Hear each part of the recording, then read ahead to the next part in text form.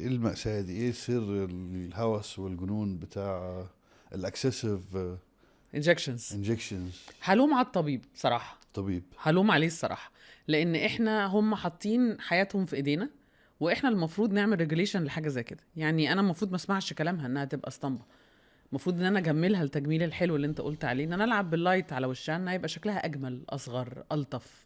لكن فكرة ان انا اخش مكان الاقي كله شبه بعضه، ده بالنسبة لي صعب قوي، انا ما بحبوش. بس طبعا السوشيال بريشر او الضغط من السوشيال ميديا والناس مم. والانفايرمنت بهدل الناس جدا، فخلى عندهم زي ما اتكلمت الفير اوف ميسنج اوت، اللي هو لا، هو انا ازاي ما بعملش؟ كله بيعمل، انا ما اعملش ليه؟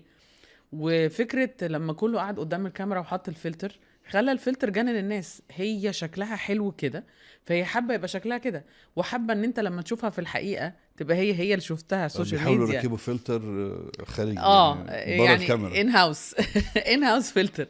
فهو ده اللي خلى الهوس يحصل، بس اللي بيجاري الهوس الغلط عليه.